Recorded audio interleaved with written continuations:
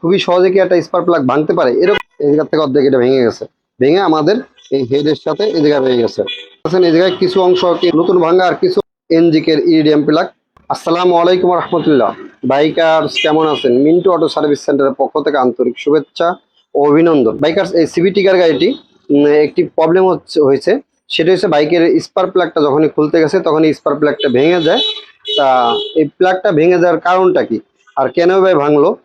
খুবই সহজে কি একটা স্পার্ক প্লাগ ভাঙতে পারে, এরকম আমাদের প্রশ্ন হইতে পারে যে একটা স্পার্ক প্লাগ কিভাবে ভাঙে। তা সর্বপ্রথম যদি দেখি আমাদের এই বাইকে এই আপনার এই প্লাগটা ছিল ইরিডিয়াম প্লাগটা, এনজিকের ইরিডিয়াম প্লাগ। এই যে দেখতে পারতেছেন এনজিকে কোম্পানির ইরিডিয়াম প্লাগ ছিল এটা। তা এই প্লাগটা হয়েছে ভেঙে গেছে।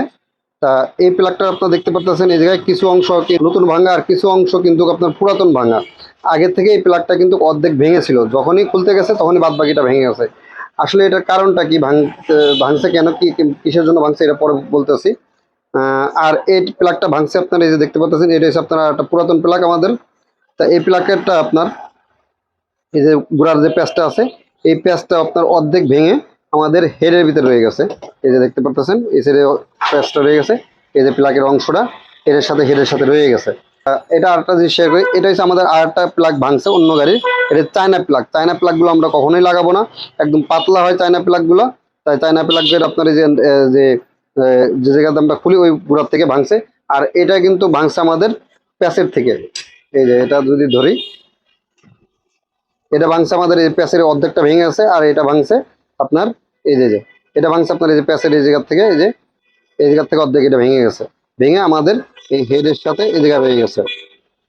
এই যে এই চায়না প্লাগ আপনার লাগাবো না। চায়না প্লাগ আপনার লাগাইলে আপনার এই যে মাঝখান থেকে ভেঙে যায়, যে এরকম এই জায়গা থেকে ভেঙে যায়। তা এই জন্য হয়েছে কি আপনার মিনিমাম অনেক সময় আমরা একটু অলসতার কারণে স্পার্ক প্লাগগুলো আপনার চেঞ্জ করি না।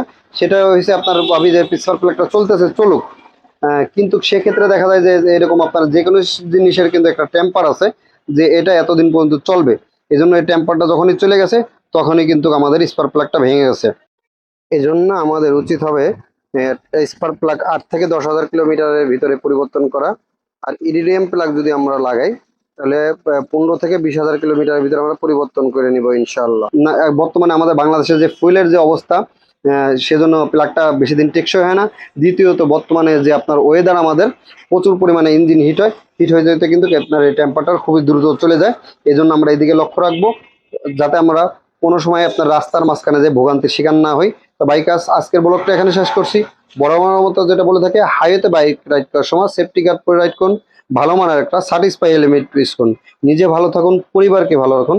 আসসালামু আলাইকুম রহমতুল্লাহ।